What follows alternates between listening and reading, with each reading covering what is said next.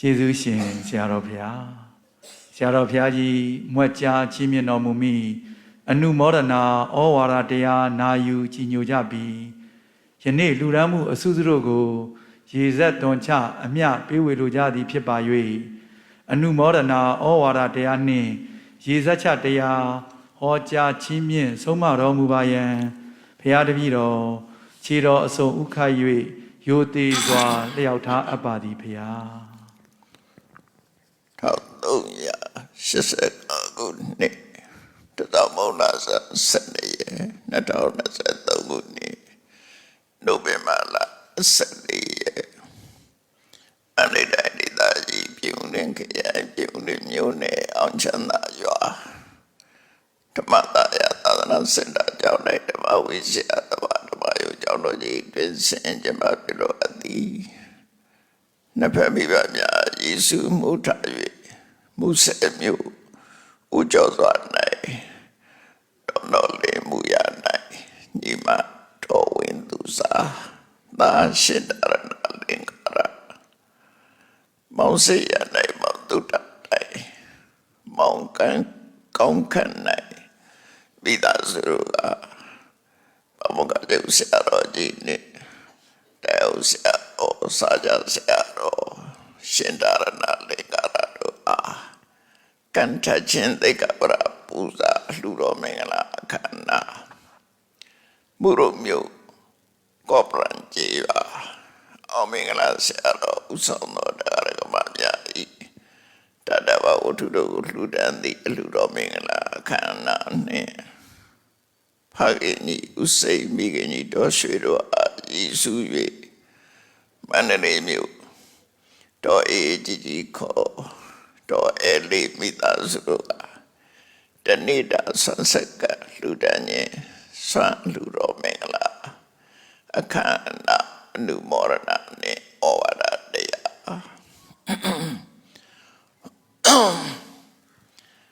အတိအသီးကုသိုလ်ကောင်းမှုကိုလိုလားကြတဲ့ကုသိုလ်ရှင်တွေကုသိုလ်ကောင်းမှုကိုပြုလုပ်ကြတယ်မြတ်စွာဘုရားရဲ့အဆုံးအမကိုယုံကြည်လက်ခံမြတ်စွာဘုရားရဲ့အသိဉာဏ်ကိုလေးစားတဲ့အနေနဲ့လူကြတန်ကြတာဖြစ်တယ်ပေါ့မြတ်စွာဘုရားကလူရတန်တာအကျိုးရှိတယ်ဟောထားခဲ့တဲ့အဆုံးအမစကားကိုလိုက်နာပြီးတော့ကုသိုလ်ကောင်းမှုပြုလုပ်ကြတာဖြစ်တယ်အဲ့တော့ကုသိုလ်ကောင်းမှုဆိုတဲ့နေရာမှာလူရတဏကဒါနကုသိုလ်ကိုကျင့်တရားနဲ့ကျင့်သုံးနေထိုင်တာကသီလကုသိုလ်ကိုယ်တဏ္ဍမှာတတိတရားတွေအသိပညာတရားတွေတိုးတက်လာအောင်လေ့ကျင့်ပွားများတာကဘာဝနာကုသိုလ်၃မျိုးရှိတယ်ဆိုတာမမေ့ဘူးပေါ့နော်လူကျင့်တန်ခြင်းကတော့အခြေခံပေါ့ဒါနကောင်းမှုဆိုတာဘုရားဘာသာတွေလည်းပြုတာပဲတခြားဘာသာဝင်တွေလည်းပြုတာမြန်မာနိုင်ငံသူနိုင်ငံသားတွေလည်းဒါနကောင်းမှုလုပ်ကြတခြားနိုင်ငံလူတွေလည်းဒါနကောင်းမှုလုပ်ကြတယ်ဒါနကောင်းမှုမလုပ်ဘူးဆိုတဲ့လူဟာလူမျိုးတိုင်းပြည်ဟာအရှိသလောက်ရှားပါလိမ့်မယ်အတိုင်းဒါရလူရတညာဖြစ်တယ်လူမှုတမ်းမှုဟာပြတ်စားပြဟောထားလို့တင်မဟုတ်ပဲနဲ့ဖယားမပွင့်ခင်ကလည်းပဲသူတော်ကောင်းတွေရဲ့အစဉ်လာနေနဲ့ဒါနာကိုကုသိုလ်တစ်ခုဖြစ်သတ်မှတ်ခဲ့ကြရဖြစ်တယ်ဒါကြောင့်မို့ဒါနံပဏိတပိညတံတပုရိတပိညတံလူမှုတမ်းမှုကုသိုလ်ကောင်းမှုကိုပညာရှိတွေသူတော်ကောင်းတွေကသိမှတ်ပြုထားတဲ့အလုပ်တစ်ခုဖြစ်တယ်လို့သို့တော့အယူဝါဒလွဲမှားနေတဲ့ပုဂ္ဂိုလ်အချို့တော့ရှိတယ်သူတို့ကတော့ဘာပြောတော့တတုပညာတံယတိတံဒါနလူကျင့်တတ်ခြင်းဆိုတဲ့ကုသိုလ်ဟာလူမိုက်တွေကထွင်ထားတာပါလို့ပြောတဲ့ပုဂ္ဂိုလ်လည်းရှိတယ် နော်ဒီလူတွေရဲ့အမြင်အယူအဆဆိုတာအမျိုးစုံရှိတယ်ဒါပေမဲ့လို့သူတော်ကောင်းတွေမှန်သမျှဟာဒါနကောင်းမှုကိုပြုသင့်တယ်ပြုရမယ်လို့ခံယူချက်ရှိကြတယ်အလုံးကဩစေရဝါဒအယူဝါဒလွဲမှားနေတဲ့နောက်ဘဝဆိုတာမရှိဘူးဒီဘဝပြီးရင်ပြီးတာပဲသိရင်ဘာမှမရှိဘူးလို့ဩစေရဝါဒလက်ခံတာတဲ့ဥစေရဝါဒီပုဂ္ဂိုလ်ချို့ကသာဒါနကိုညင်မဲ့တာဖြစ်တယ်ပေါ့။ကျန်တဲ့ပုဂ္ဂိုလ်တွေကတော့ဒါနကိုလက်ခံကြတယ်နော်ဒါနလက်ခံတဲ့ပုဂ္ဂိုလ်ကအများစုလို့ပြောရမှာဖြစ်တယ်။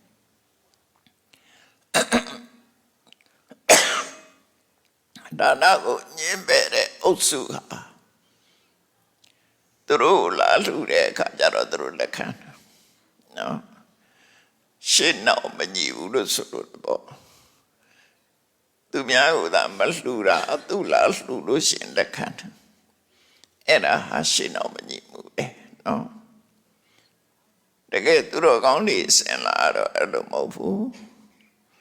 မြတ်စွာဘုရားအလောင်းကိုယ်တိုင်ဒါနံဝအာရိကတဝါတံဘောရိစလဗန္တိတေသူတော်ကောင်းတွေရဲ့အလုပ်မြတ်မြတ်တဲ့အလုပ်လို့ဆိုတဲ့လုပ်ငန်း10မျိုး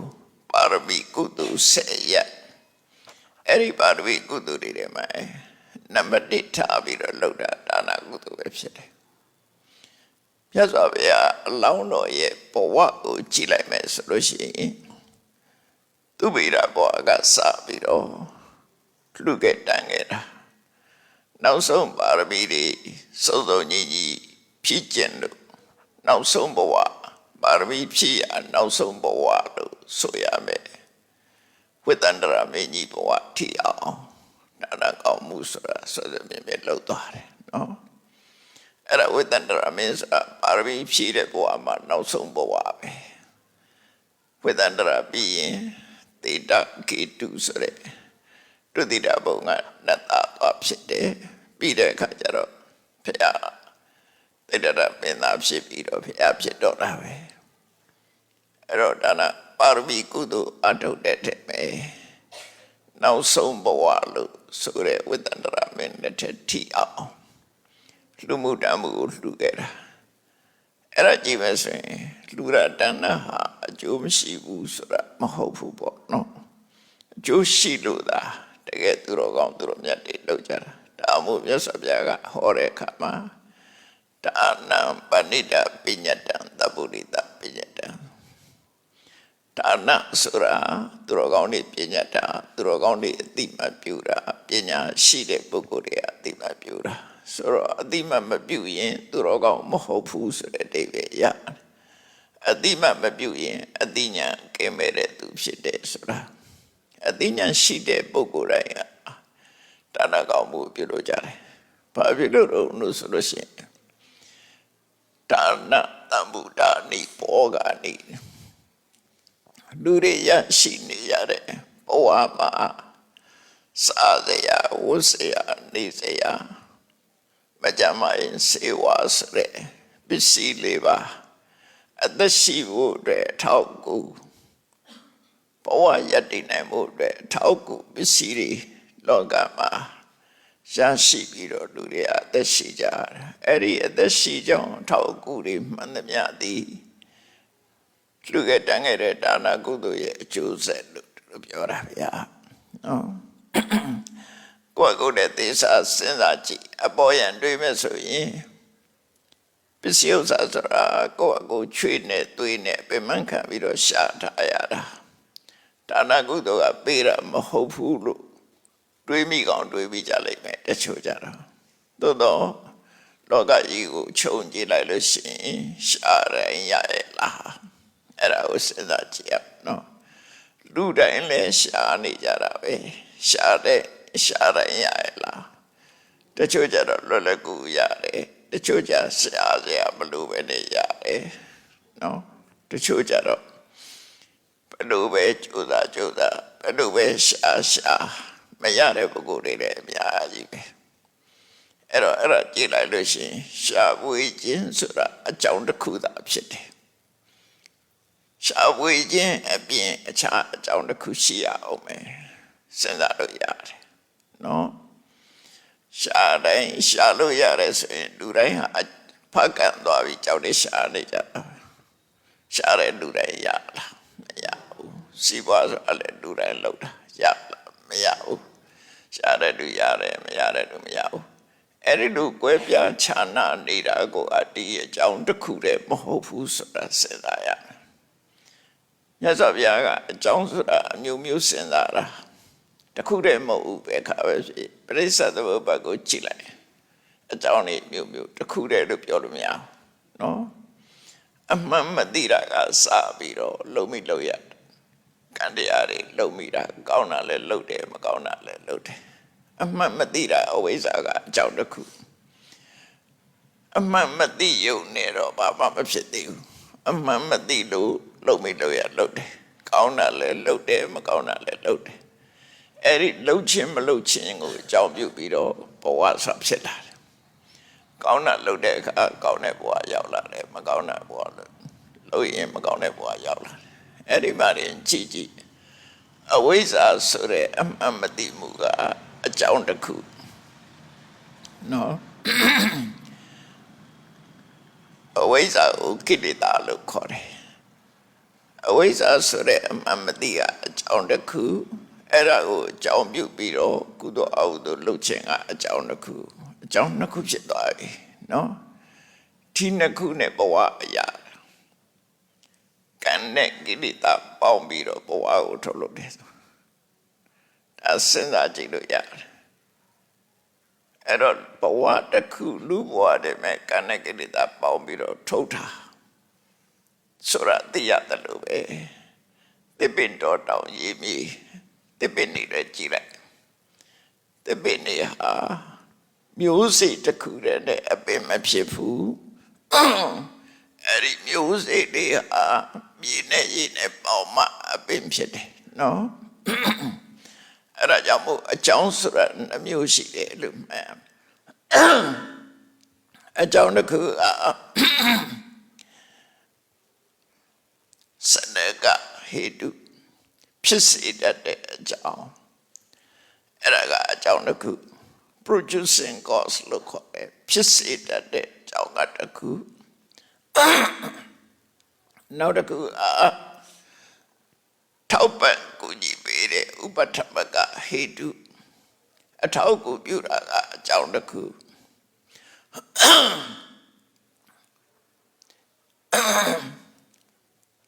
ရေပုံရအဖြစ်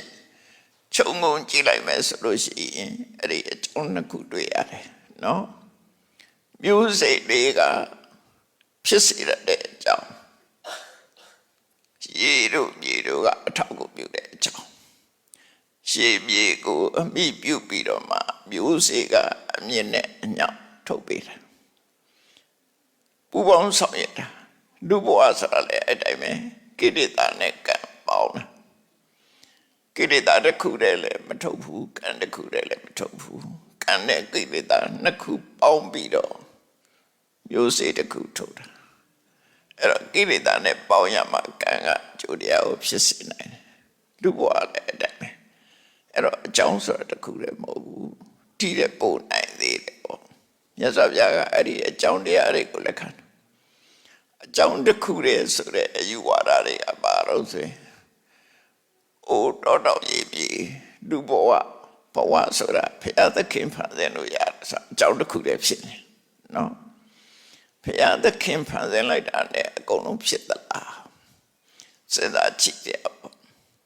ဘုရားသခင်ဖန်ဆင်းလို့ဖြစ်တယ်ဆိုတဲ့အယူဆရဲ့နောက်မှာပြောစရာတွေအများကြီးဖြစ်လာတယ်ပြောစရာတွေအများကြီးဖြစ်လာတယ်ဆွေးနွေးစရာတွေအများကြီးပေါ်လာတယ်ဘာတွေပေါ်လာတယ်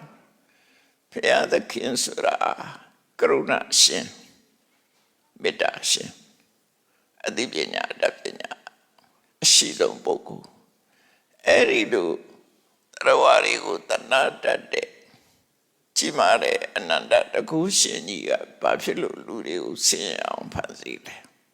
ဒါအကြောင်းတစ်ခုဖြစ်တချို့ကြတော့ချမ်းသာအောင်ဖန်ဆင်းတတ်တယ်တချို့ကြတော့ဆင်းရဲအောင်ဖန်ဆင်းတယ်လူချင်းတူလေရဲ့နော်လူဘဝပျောက်ဆုံးသွားတဲ့ပုဂ္ဂိုလ်တွေအများကြီးပဲလူချင်းတူလေရဲ့ချမ်းသာတဲ့သူကတချို့ဆင်းရဲတဲ့သူကတချို့အယုတ်လာတဲ့ပုဂ္ဂိုလ်ကတချို့အယုတ်လာတဲ့ပုဂ္ဂိုလ်အဲ့ဒီလိုဘာလို့ကွယ်ကွယ်ပြားပြားဖန်ဆင်းရတယ်လေသူဖန်ဆင်းနေဆိုအကုန်လုံးတပုံစံနဲ့ပဲမို့လုပ်ပြီးတော့ဖန်ဆင်းပါလားအဲ့ဒီလိုကွယ်ပြားချမ်းသာနေတဲ့အခါကျတော့လှသူနဲ့မလှသူနှစ်ခုတွဲလာတဲ့အခါမှာလှသူကမနာတက်တယ်မလှသူကမနာလို့စိတ်ဖြစ်တယ်လှတဲ့သူကိုကြည့်ပြီးမနာတဲ့သူကမနာလို့စိတ်ဖြစ်တယ်လှတဲ့လူကမလှတဲ့ပုဂ္ဂိုလ်ကြည့်ပြီးအထင်သေးတယ်မဖြစ်ဘူးလားအဲ့တော့ဒီလိုအကြောင်းတရားတွေအကုန်လုံးဖြစ်ပေါ်လာတော့အဲ့တော့ဘုရားသခင်ကိုအကြောင်းပြုပြီးတော့လူတွေအတော့ကရောက်တယ်ဆိုတာဖြစ်လာတော့ပြောစရာတွေကဘာဖြစ်လာတော့မကြည်မနှက်တွေဖြစ်လာနိုင်တယ်မမြတ်တာမှုတွေဖြစ်လာတယ်တရားတွေကိုတဏှာတဲ့တကူရှင်ဆိုတဲ့ဘုရားကဒီလိုမတူညီအောင်ရပ်တိုက်ပေးတယ်လို့ဖန်ဆင်းထားတယ်ဆိုတာဖြစ်နိုင်မှာမလားစဉ်းစားကြည့်အောင်နော်ဒါစဉ်းစားဖို့ပြောပြတာအကြောင်းတစ်ခုတည်းပေါ့ဒါကြောင့်မို့အဲ့ဒီအကြောင်းဟာမှန်ကန်တဲ့အကြောင်းမဟုတ်ဘူးမှန်ကန်တဲ့အကြောင်းကသဘာဝမှာရှိတယ်လောကလူတွေဖြစ်လာတာနံပါတ်1ကကိလေသာဆိုတာလောဘဒေါသမောဟပမနတွေ့တာမှုမုန်းတိမှုအချုပ်ပြောလိုက်ရင်လူတွေကတွေ့တာစိတ်ပြင်းထန်ကြတယ်မုန်းစိတ်တွေလည်းပြင်းထန်ကြတယ်ချစ်ခင်တွေ့တာတဲ့ပုဂ္ဂိုလ်ရှိတယ်လို့မုန်းတဲ့ပုဂ္ဂိုလ်လည်းရှိတယ်အဲ့တော့ချစ်တဲ့စိတ်နဲ့မုန်းတဲ့စိတ်ကတစ်မျိုးစီပဲမတူချစ်ခင်တဲ့စိတ်ကိုအကြောင်းပြုပြီးတော့တစ်ခုလုပ်တယ်မုန်းတဲ့စိတ်ကိုအကြောင်းပြုပြီးတော့တစ်ခုလုပ်တယ်ဒီနှစ်ခုကလုံးဝမတူနော်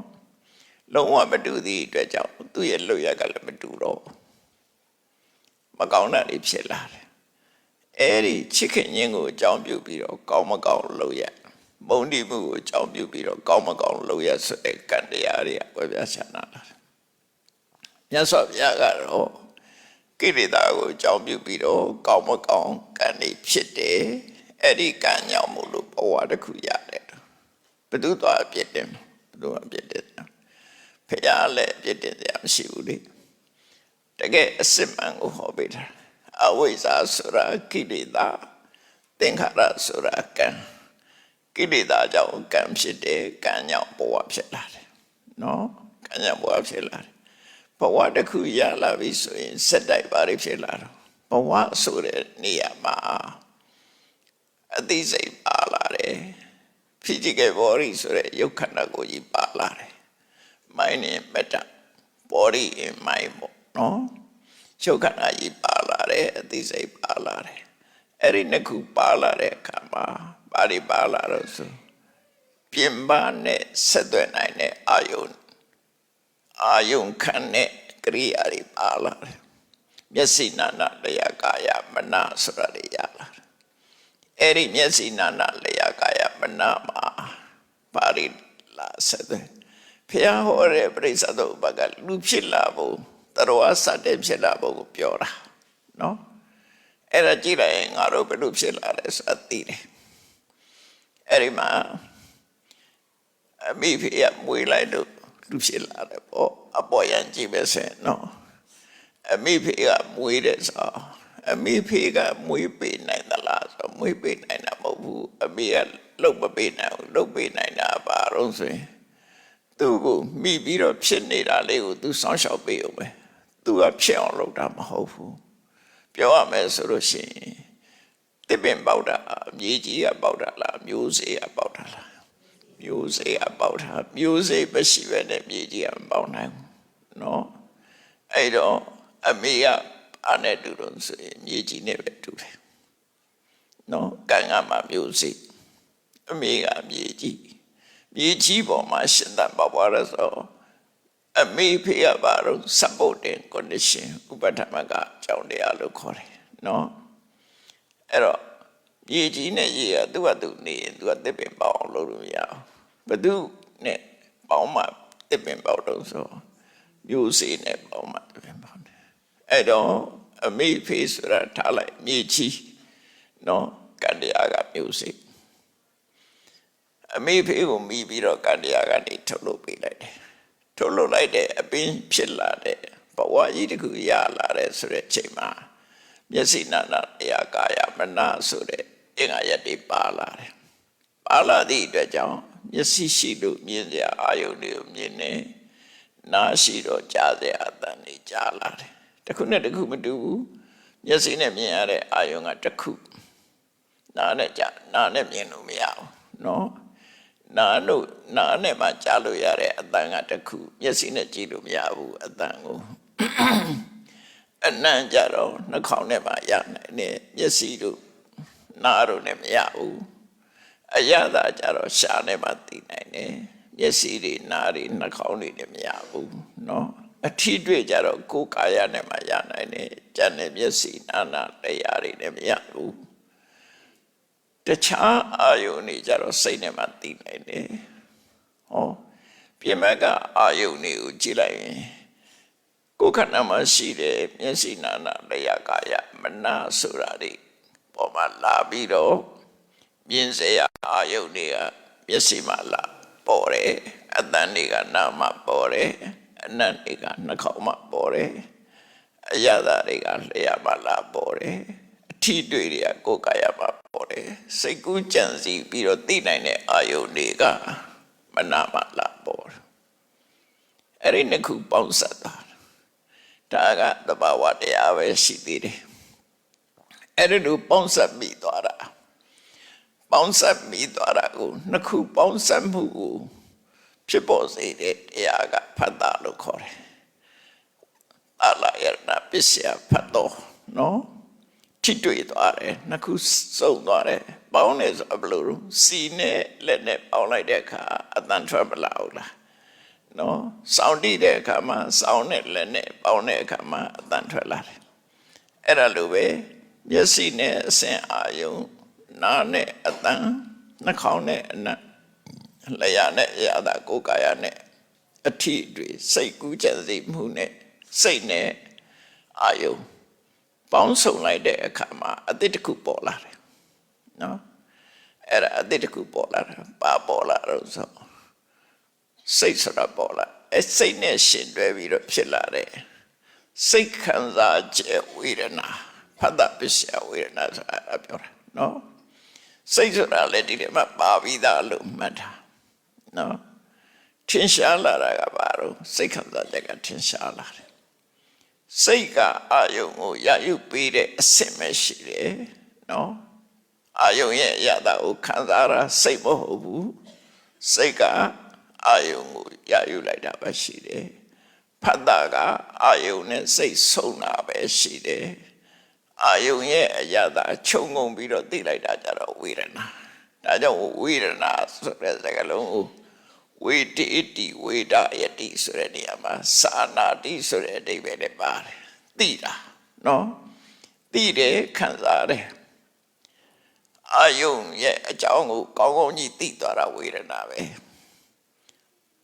အဲ့ဒါကိုအာယုံရဲ့အရသာကိုခံစားတဲ့အရသာကိုခံစားရဲဆိုတာအာယုံကိုအလုံးသိလိုက်တာ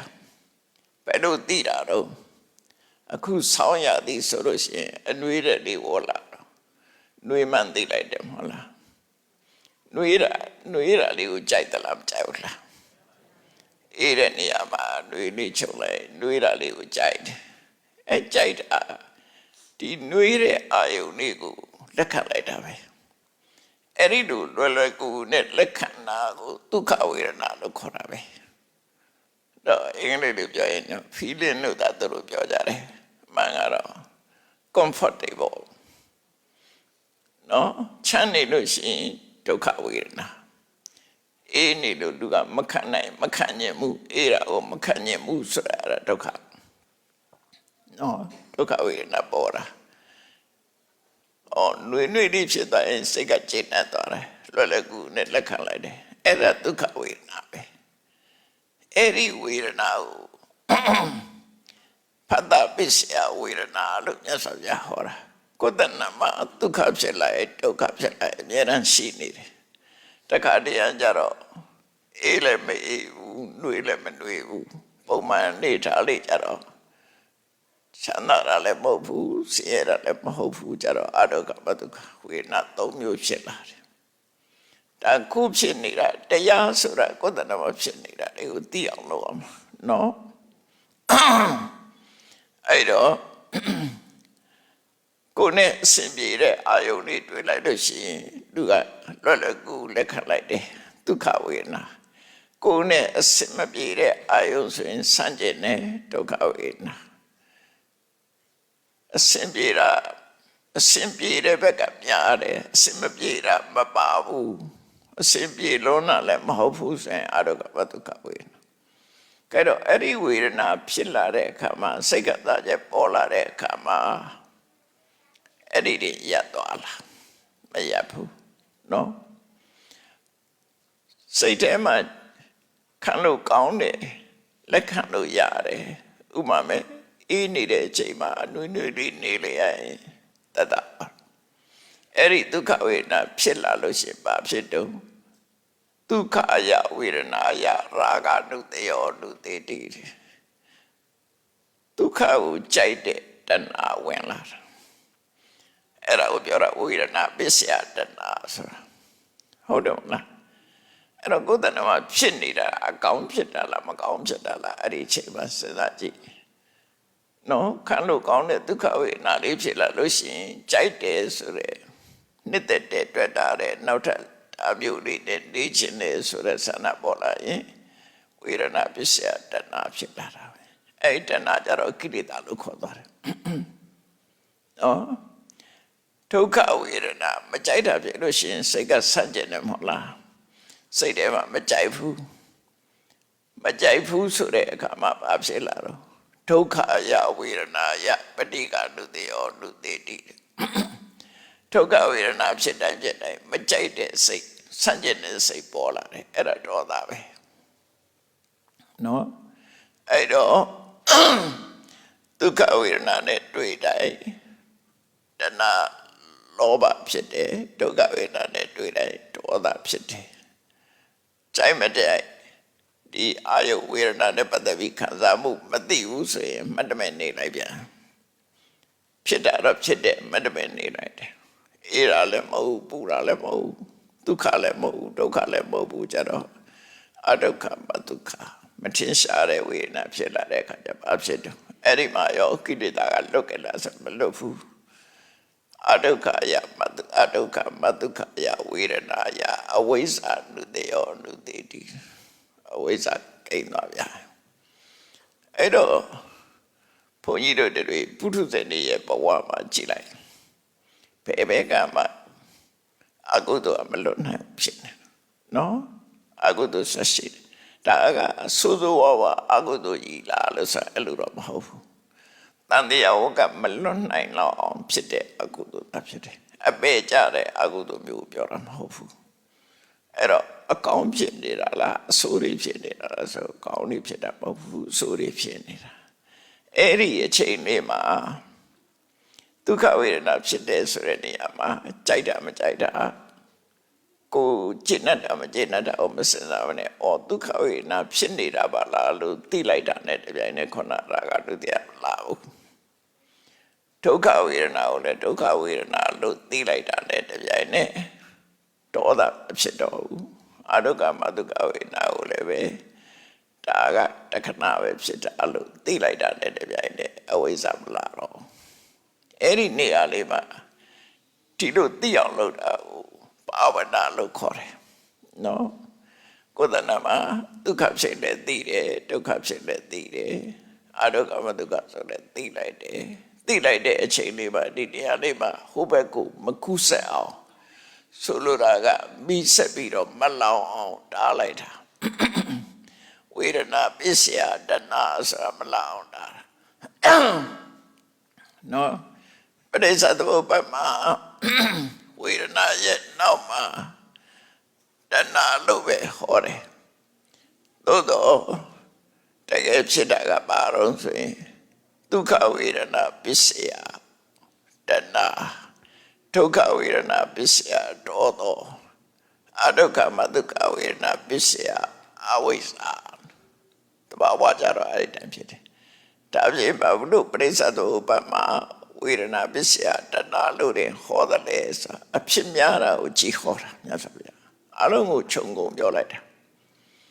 နော်ဖြစ်လာနိုင်တယ်လူတွေကဆင်းရဲပြီဆိုရင်ဘာမျောလဲဆင်းရဲဒုက္ခကိုကြိုက်သလားမကြိုက်ဘူးလားမကြိုက်ဘူးမကြိုက်တော့ကြိုက်တဲ့ဒုက္ခကိုမျောတယ်ဒုက္ခကိုမျောတော့ဒုက္ခဝေဒနာကလည်းတစ်ခွက်ကြော်လိုက်ရင်တဏှာပဲဖြစ်တာပဲလေဒေါသမဖြစ်တော့ဟုတ်တယ်မလားအဲ့ဒါကိုစာပေကျမ်းမှာဘလို့ရှင်းပြထားတော့ဆိုရင်ဒုက္ခိဒုက္ခံပတ္ထယတိဒုက္ခရောက်တဲ့ပုဂ္ဂိုလ်ကဒုက္ခအဝယ်မျောလင်းတယ်သူ့ကိုစိတ်ဆိုးနေမဲ့အစားဒုက္ခအဝယ်မျောတယ်နေမကောင်းတဲ့သူကလည်းနေကောင်းခြင်းတယ်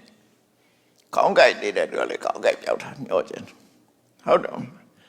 ဆင်းရဲဒုက္ခရောက်နေတဲ့ပုဂ္ဂိုလ်ကလည်းချမ်းသာတာကိုမျောလင်းတယ်အဲ့ဒီမျောလင်းတာကတဏှာဖြစ်တာဒါမို့ဒုက္ခိဒုက္ခံပတ္ထယတိ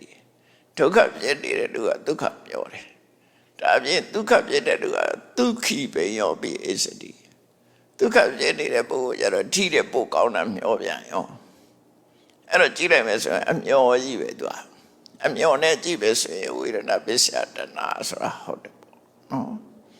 အဲ့ဒါလို့သိအောင်ကြိုးစားရကြတော့ဘာဝနာကုသိုလ်လို့ခေါ်တယ်အဲ့တော့ဒါနကုသိုလ်သီလကုသိုလ်ဘာဝနာကုသိုလ်သုံးမျိုးလုံးနဲ့မှာကိုယ်အမြဲတမ်းတတိယဖို့လောကမှာအပြစ်ကင်းပြီးတော့ကောင်းကျိုးချမ်းသာပေးနိုင်တဲ့အရာတွေဟာကုသိုလ်သာဖြစ်တယ်နော်အဲ့တော့ကိုယ်ဘာလုပ်ရမလဲအကုသိုလ်တွေကထွက်ခွာပြီးတော့ကုသိုလ်ပေါ်မှာယက်တီကိုချိုးစားရမယ်နော်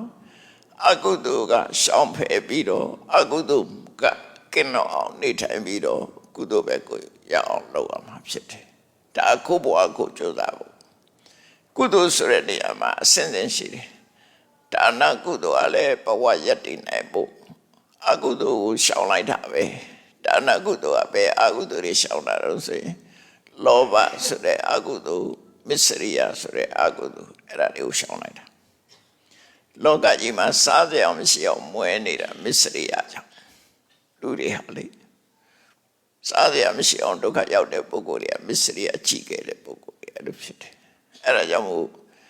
ဒုက္ခကိုဖြစ်ပေါ်စေတတ်တဲ့မစ္စရိယရှောင်လိုက်တယ်တွေ့တာထားသည့်အတွက်ကြောင့်သောကတွေနဲ့နေရတာလောဘတဏှာလောဘအဲ့ဒီတဏှာလောဘကိုတဏှာလောဘကနေရှောင်ထွက်လိုက်တာနော်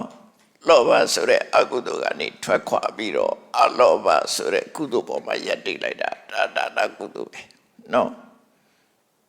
အလေးနဲ့ထိုင်အဲ့လိုစဉ်းစားရမယ်ကြလားအဲ့လိုဘဝနဲ့ပေါ်ရန်စားပြီးတော့ဖဲကြောက်သွားပြီးတော့ပါလှူတယ်ဖဲဘုန်းကြီးပါလှူတယ်ပါကုသိုလ်လုပ်တယ်ဆိုတဲ့နာမည်ပဲရှိနေမှာပဲတကယ်အနှစ်သာရကိုကြည့်လိုက်လို့ရှိရင်ခုတိုင်းမြင်အောင်ကြိုးစားရမယ်ဖြစ်တယ်နော်ကိုယ့်ရဲ့နေမှာဖြစ်တဲ့တရားအဲ့ဒါကအဓိကပဲကြည့်လိုက်ပဲဆိုရင်အခုမူဆယ်ကတရားဓမ္မတွေမူတော်ကတရားဓမ္မတွေဒါလူကြတဲ့တန်ကြတယ်လို့ပြောကြတာမူဆယ်က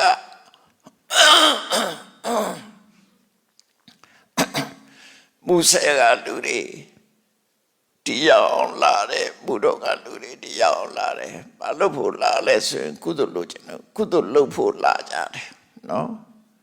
ကုသိုလ်လုပ်တာမူဆယ်မှာလုပ်လို့မရဘူးဒါဘုတော်မှာလုပ်ရတယ်သို့တော့ကိုယ်စိတ်ပါတယ်စိတ်ထဲမှာကြည်နူးတဲ့နေရာလာ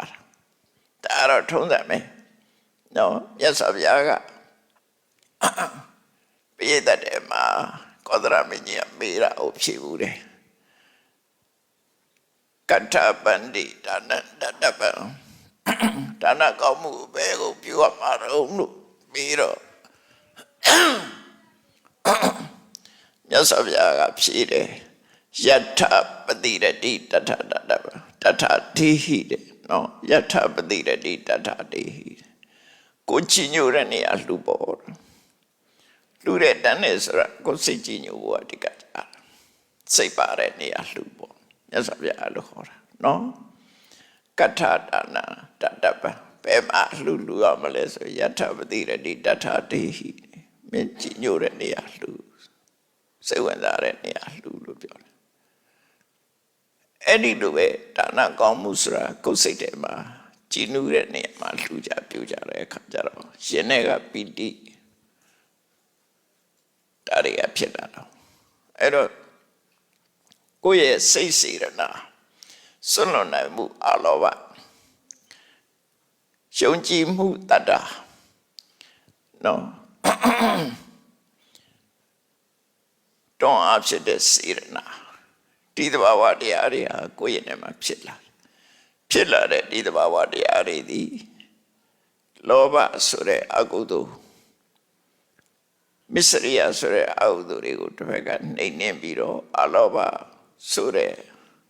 ကုသိုလ်တရားပေါ်မှာယက်တည်လိုက်သည့်အတွက်ကြောင့်အလှူအတန်းဟာထမြောက်သွားတယ်အဲ့တော့အနှစ်သာရကိုပြောရမယ်ဆိုရင်အနှစ်သာရကအလှူကံပုဂ္ဂိုလ်ကလည်းနှစ်သာရမဟုတ်ဘူးလှူတဲ့ပစ္စည်းကလည်းနှစ်သာရမဟုတ်ဘူးအလှူကံပုဂ္ဂိုလ်နဲ့လှူတဲ့ပစ္စည်းတို့ကိုအကြောင်းပြုပြီးတော့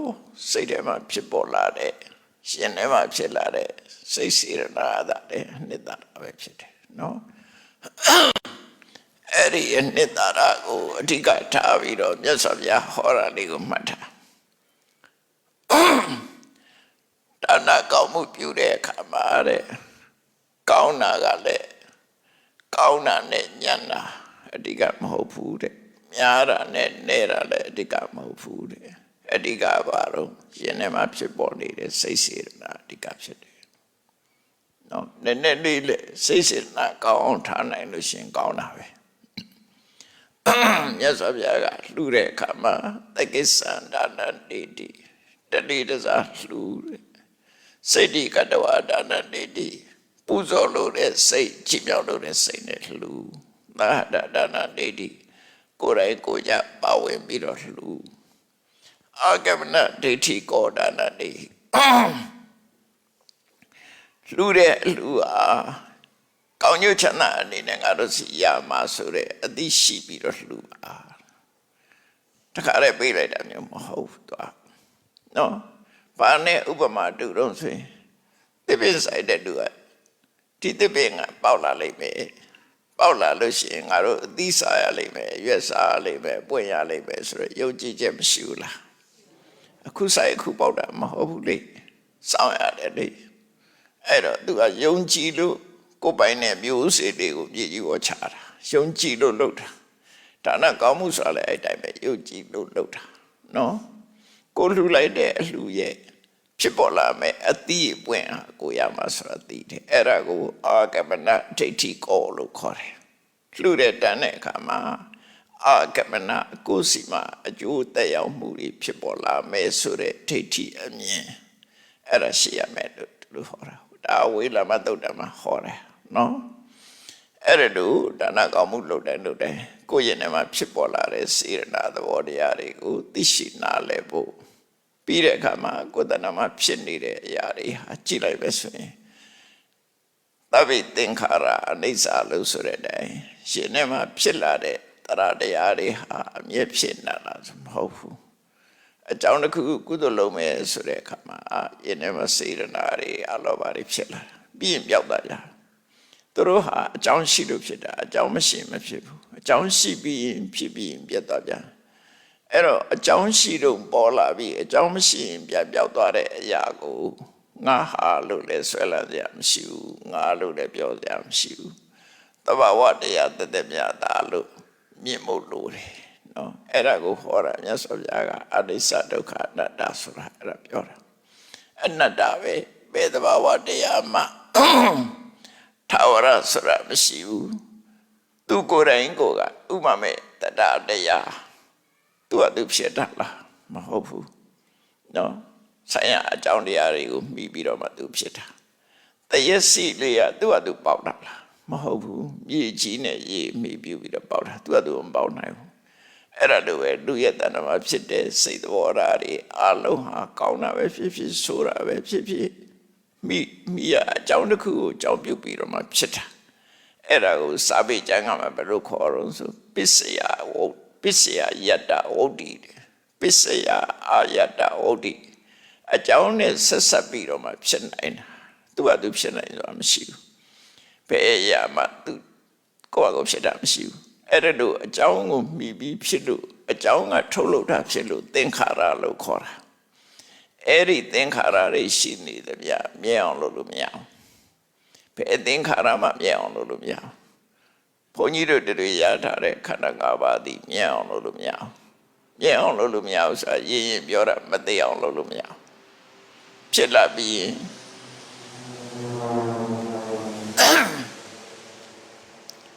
ဖြစ်လာပြီးရင်သိဆုံးသွားမှာပဲเนาะဘယ်အရာမှမပြည့်ဘူးဆိုတာကိုသိရမှာဖြစ်တယ်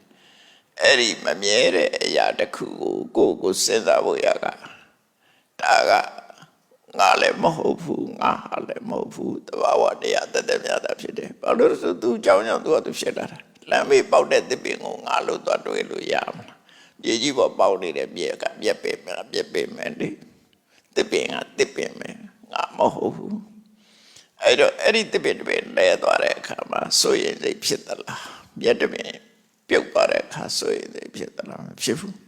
အဲ့ဒါကိုမြတ်စွာဘုရားရူပမိတ်ခွေနာတုံမကံတမ္ပစေထား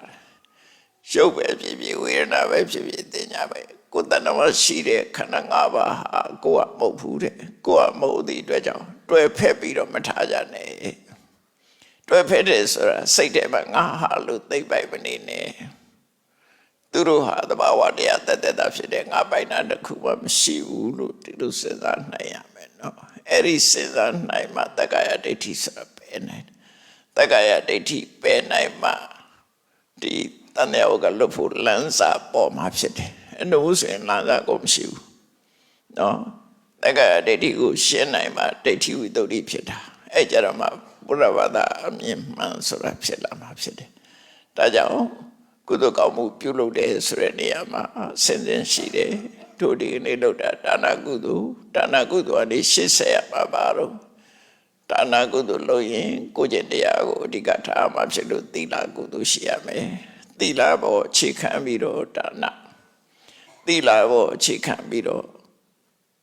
တတိနဲ့ပညာတို့ပွားလာအောင်စဉ်းစားတာဘာဝနာကြတော့စဉ်းစားဖို့မပြင်းနဲ့ဟဲ့လားငါတို့ပတ်စံကုန်ချခံပြီးတော့လှူနေရတာအကျိုးရှိရလားမစဉ်းစားသင့်ဘူးလားဘာဖြစ်လို့လှူတာလဲနော်ငါတို့ဘာဖြစ်လို့လှူနေကြတာလဲစဉ်းစားသင့်တယ်အလုံးအပါပဲဖြစ်စဉ်းစားတဲ့အခါမှာအဖြစ်ထွက်လာအောင်စဉ်းစားနိုင်ရမယ်လမ်းကြောင်းမှန်မှန်နဲ့စဉ်းစားရမယ်အဲ့ဒီလိုစဉ်းစားလို့လမ်းမှန်သွားတဲ့ပုဂ္ဂိုလ်လည်းရှိတယ်လမ်းမှန်လာတဲ့ပုဂ္ဂိုလ်လည်းရှိတယ်လမ်းမှန်သွားရင်ပို့ပြီးတော့အကျိုးရတယ်နော်စဉ်းစားကြည့်ပုံလေးကိုပြောမယ်ဆိုရင်သိန်း100ရှိတယ်သိန်း50လှူလိုက်50ရောသွားပြီအပေါ်ရကြည့်ပြီဆိုရင်လို့မဟုတ်လားငါလည်းတဲ့သိန်း100က50ပဲကျန်တော့တယ်သိန်း100ကို10ရက်သုံးမယ်ဆိုရင်သိန်း50ဆို9ရက်ဖို့ပဲငါမှရှိတော့တယ်အဲ့ဒီလိုပေါ်လန်ကြည့်လိုက်ပဲဆိုလို့ရှိရင်ကုန်သွားတာပဲတွေ့လိမ့်မယ်နော်အဲ့ဒီလိုပုံပဲနဲ့တဆင်းစဉ်းစားကြည့်ငါဘာလို့လှူတာလဲဒီသိန်း50သိန်း100ကသိန်း50ကိုလှူလိုက်တဲ့ဥပမာပဲအဲ့ဒီလှူလိုက်တဲ့နေရာကဘာရလဲသစ်ပင်စိုက်တဲ့အခါမှာကိုယ်မတည်းသီးနှလုံးရှိတယ်တစ်လုံးကိုစိုက်လိုက်တယ်မစားပဲနဲ့မျိုးစေ့နော်တစ်လုံးကစားပလိုက်တယ်အဲ့တော့မစားပဲနဲ့စိုက်လိုက်တဲ့သေစီပေါ်မှာဗာမျောလင်းခြင်းရှိတယ်ဒါနကောင်းမှုဆိုတာဒီကနေပြီးအသီးပွင့်ရလာလို့ရှိရင်တဲ့အသီးအလုံးများစွာငါရမယ်ဆိုမြင်နေရှိတယ်မဟုတ်လား အဲ့ဒါလို့ပဲ350လှူလိုက်လို့ရှိရင်350ရင်းနှီးလိုက်တဲ့ကုသိုလ်ကနေပြီးတော့300 1000တော့အများကြီး350ပေါင်းမြောက်များစွာရမယ်အဲ့ဒါကိုအာဂမနဒိဋ္ဌိကိုအဲ့ဒါတို့စဉ်းစားပြီးတော့အဲ့ဒါစဉ်းစားပြီးတော့ကုသိုလ်ကောင်းမှုပြုလုပ်မယ်ဆိုရင်ပို့ပြီးတော့အတိတ်ပဲရှိလာတယ်နော်ပို့ပြီးတော့အတိတ်ပဲရှိလာတယ်ဒါကြောင့်မို့သီလကိုအခြေခံပြီးဒါနကောင်းမှုလုပ်ပြီးတော့ဘာဝနာကိုလည်းမေ့မထားနဲ့အနည်းဆုံးသမထဘာဝနာမေတ္တာပို့ခဏခကြီးမှာမေတ္တာမှာတပါအခြားမရှိဘူးနော်လူတွေရဲ့တဏ္ဍာမှာတူနဲ့တူအမုန်းပွားနေမဲ့အစားမေတ္တာတရားထားနေအောင်ကြိုးစားမေတ္တာပွားဖို့မေတ္တာမှာအရေးကြီးတယ်ဒီကနေ့ခေတ်မှာနော်နောက်တစ်ခါထိတဲ့တဆင့်တက်လိုက်လို့ရှိရင်ဝိပဿနာတရားအထုတ်ရင်သဗ္ဗေသင်္ခါရအနိစ္စလောကမှာရှိတဲ့အရာတစ်ခုဒီပဲအရာမှမမြဲဘူးဆိုတဲ့အသိထားရင်မမြဲတဲ့အရာတွေပေါ်မှာတွေ့တာမှုလျှော့ချနိုင်တယ်မုန်းတီးမှုလျှော့ချနိုင်တယ်ဟုတ်လားတွေ့တာချင်းအဓိကတော့ရည်ရွယ်ချက်ကတွေ့တာချင်းနဲ့မုန်းတီးခြင်းဒီနှစ်ခုဖယ်ဖို့ပဲလောကမှာတွေ့တာချင်းရှိနေသမျှမုန်းတီးမှုရှိနေသမျှပြဿနာတွေတက်နေဦးမှာပဲနော်ချစ်ချင်းမုန်းခြင်းနှစ်ခုကလောကကြီးတစ်ခုလုံးကိုဒုက္ခပေးနေတာအဲ့ဒါနှစ်ခုကိုလျှော့ချနိုင်အောင်တို့တွေမြတ်ဗုဒ္ဓရဲ့အဆုံးအမတိုင်းဒါနသီလဘာဝနာကုသိုလ်ကောင်းမှုကိုဆွေမြဲစွာပြုစုအထောက်ကြရမှာဖြစ်တယ်လို့ကိုယ်စီမှတ်သားပြီးကြိုးစားအထောက်နိုင်ကြပါစေကုန်သတည်း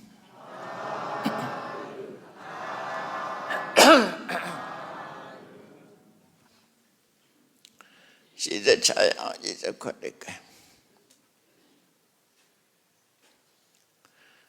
အလုံးစုံပဲရှင်ဖေယဖေယတွေ့တော်တို့သည်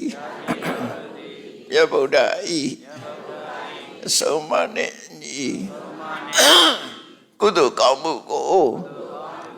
လိုလားကြပါသောကြောင့်ဓမ္မသာယ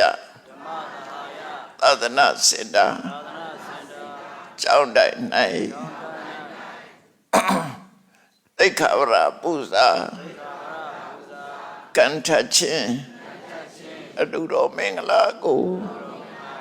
ပြုလုပ်ကြပါကုန်၏စံကြဘွယ်ပေါ်စဉ်ချွတ်ကြရတာအပြာတို့ကိုစက္ကပါကုန်၏သင်္ကန်းစာရှိသောတတ္တဗဝတ္ထုအစုစုတို့ကိုလှူဒန်းပါကုန်၏ဆောက်လုပ်ဆဲဖြစ်သောသောတုဇနမင်းစရီသတင်သာယန္တာမဏိမြချမ်းသာစွာတရင်သုံးနိုင်ရန်ကျောင်းအလှူတွင်ပါဝင်လှူဒန်းကြပါကုန်၏ကျမ်းမာရေးအလှူကိုလှူဒန်းကြပါကုန်၏ဓမ္မပူဇာတရားတော်ကိုပူဇော်သောအဖြစ်လှူဒန်းပါကုန်၏ယနေ့ယခုအထုပြုလို့ရသောဒါနကောင်းမှုသီလကောင်းမှုဘာဝနာကောင်းမှုဤကုသိုလ်ကောင်းမှုအစုစုတို့သည်နိဗ္ဗာန်ချမ်းသာ၏အတောင်အကြောင်းထောက်ပံ့ဖြစ်ပါစေတည်းဤကောင်းမှုဤဖို့ပါကကိုအမိအဖအဖို့ဖွာဆွေမျိုးညာတိတို့အားကုသိုလ်အမြတ်ဝေငှပါကုန်၏ဤကြောင့်၌အတွင်၌ရှိကြကုန်သောနတ်ပေါင်းတို့အားကုသိုလ်အမြတ်ဝေငှပါကုန်၏တပည့်တော်တို့နေထိုင်ရာမြို့ရွာဒေသတို့၌ ရှိကြကုန်သောနတ်ပေါင်းတို့အားကုသိုလ်အမြတ်ဝိငှပါကုန်၏သာသနာတော်ဆောင်းနာလောကဆောင်းနာတို့အားကုသိုလ်အမြတ်ဝိငှပါကုန်၏30ဘုံကျင့်နေကုန်သောလုံးစုံများစွာတတ္တဝါတို့သည်ကုသိုလ်အမြတ်ကိုယ်စီရကြကုန်သည်ဖြစ်၍ကိုယ်စိတ်နှပြချမ်းသာကြသည်ဖြစ်ကြပါစေကုန်သတည်း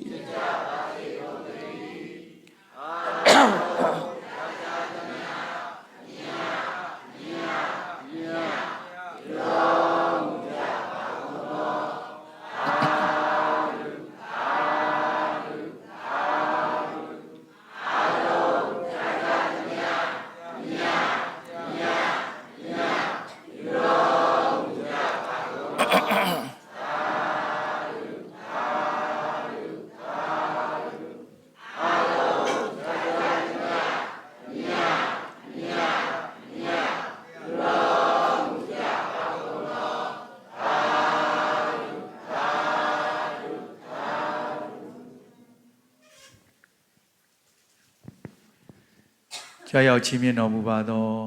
ကျေးဇူးတော်ရှင်ဗမာခကျုပ်ဆရာတော်ဘုရားကြီးနဲ့တကွာတန်ဃာတော်အရှင်သူမြတ်များဆရာကြီးဆရာလေးများအပရိသတ်ပေါင်းသူတော်ကောင်းတို့ခမညာယနေ့နနက်ခင်းဆင်ရင်ကျင့်ပပြုလုပ်အပ်သည့်အခမ်းအနားကိုဗုဒ္ဓသာသနာစီရန်တိတ်တု၃ညရွတ်ဆိုပြီးအောင်မြင်စွာပြီးမြောက်ကြမှာဖြစ်ပါတယ်ဘုရားဘုရားသာသနာစီရန်တိတ်တုဘုရားသာသနာစီရန်တိတ်တုဘုရားသာသနာစီရန်တိတ်တု